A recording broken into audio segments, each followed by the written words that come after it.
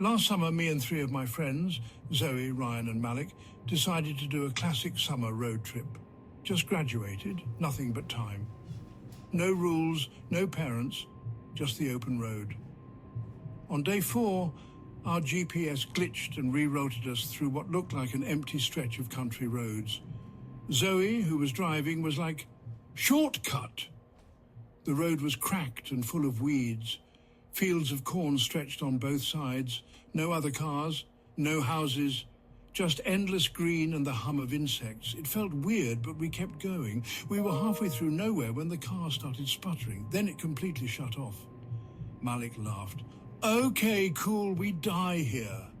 Zoe tried the ignition again. Nothing. To make it worse, none of us had signal. We got out to check under the hood. None of us knew what we were doing, obviously. Then Ryan froze. "Guys, do you hear that?" A soft crunching sound, like footsteps in the corn. Zoe said, "It's probably an animal." We all agreed until we heard a knock from the back window.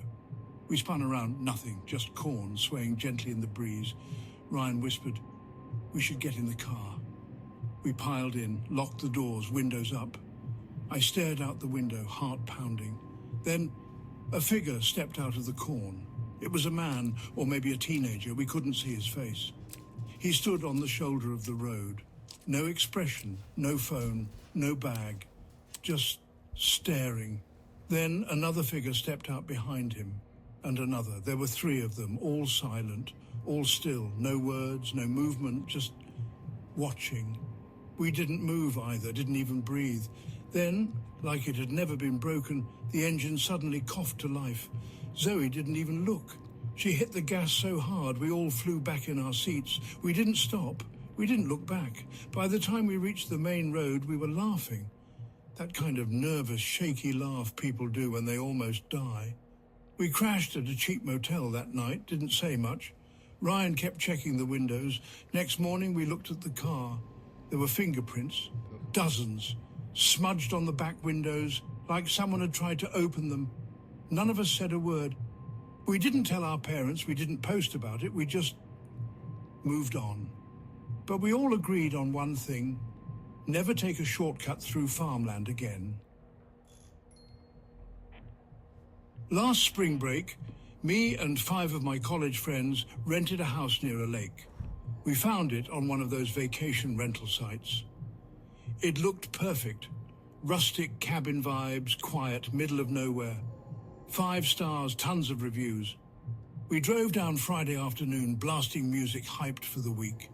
It was a cool little cabin tucked between trees. No neighbors, just woods and water. The kind of place where your phone barely works, which honestly we loved. Felt like freedom. The first night was great. We grilled, played cards, got tipsy. Normal stuff. But the second night, things started feeling off.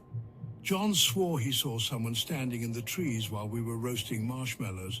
We laughed it off, said he was imagining things. But that night I woke up around 3 a.m. The cabin was dead silent, and I swear I heard slow footsteps above me. Just a few creaks, like someone pacing in the attic. There wasn't supposed to be an attic. Next morning, Jenny couldn't find her wallet. We searched everywhere, tore the place apart. Nothing. Later, we noticed the back door was cracked open. We figured maybe someone forgot to close it all the way. But then a weird smell started creeping into the cabin, like old sweat and mildew, strongest near the hallway closet. When Marcel opened it, he jumped back. "What the hell?" There was a crumpled hoodie lying on the floor. Not ours. Definitely not from any of us. And tucked under it was a half-eaten protein bar. We hadn't bought any. We started exploring the house again, now actually paying attention. There was one door we hadn't thought about, near the kitchen. It had been locked when we got there, and we figured it was just a supply closet or something. But now we weren't so sure. Harry was like, "What if someone's been staying in here?" We banged on it, no sound. But when I put my ear to the door, I swear I heard breathing. Just one long, slow inhale. We called the rental company. No answer. So Harry grabbed a screwdriver and forced the door open. The room was tiny, like a crawl space. Dust everywhere, an old mattress flattened and stained, trash in the corners, water bottles, empty chip bags, and in the far corner facing the wall was a tripod with a phone mount. But no phone. Mary whispered, "Someone's been living here." John added, "And watching us." We grabbed our stuff and left. Didn't care about the money, didn't care about the week we'd lose. We drove straight to a hotel in the next town, reported the listing, called the police. Turns out the owner had been evicted months ago. The guy renting it out wasn't even the real owner, just some dude using a fake profile. He'd been living in the house the whole time, hiding in that room, watching us, maybe more. We never found out what he wanted, but I can tell you this, we'll never book a cheap cabin again. Me and 3 of my friends, Nate, Katie, and Josh, decided to go camping over spring break. We didn't want crowded beaches or loud parties. We just wanted to get away for a bit. Josh found a spot on a camping forum. It was quiet, remote, off the grid. No service, no rangers, no campsites, just raw nature. That's what we wanted. We packed our tents, brought food, and drove up on a Thursday afternoon. The first night was chill. We made a fire, cooked hot dogs, told dumb stories. No cell signal, no noise, except the creek and the wind. Around midnight we turned in. I fell asleep to the sound of frogs and leaves rustling. But in the morning I found something weird. Near the fire pit, someone had placed a stick formation, 4 twigs crossed and tied together with vines. One was snapped in half. Josh joked it was forest voodoo, but none of us made it. We brushed it off and kept going. That night we heard something. Soft crunching in the woods, like someone stepping carefully around our tents. We all froze. Katie whispered, "It's probably a deer." But it didn't sound like a deer. It circled our sight slowly, then stopped. I held my breath. And then it was quiet again. No one slept much after that. In the morning we found shoe prints around our tents, barefoot, human, and small, like a child's. We should have left, but we didn't. We tried to stay chill, went hiking, took pictures, acted like we weren't freaked out.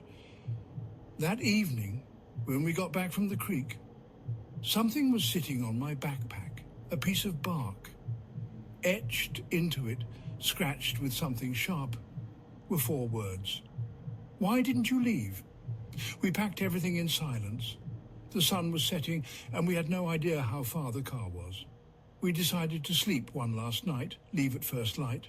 That night was dead quiet, no frogs, no wind, no animal sounds. Then around 2 a.m., Katie screamed. We all jumped out of our tents. She was holding something. It was her phone, the flashlight on, and it had a photo open, a photo someone had taken of us, from inside the woods. We were sitting around the fire from earlier that night. None of us took it. We grabbed what we could and ran, left tents, gear, everything. Ran with our phone lights, breath steaming in the cold. After what felt like hours, we saw headlights, a ranger's truck. Apparently, someone reported screaming in the woods.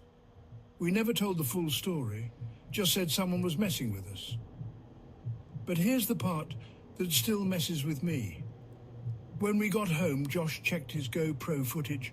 He'd strapped it to a tree the second night, hoping to time-lapse the fire. At 3:07 a.m., you can see a figure crouched low, watching us from the trees. And it's not a child, it's a man. No shirt, dirt all over him, just staring for hours.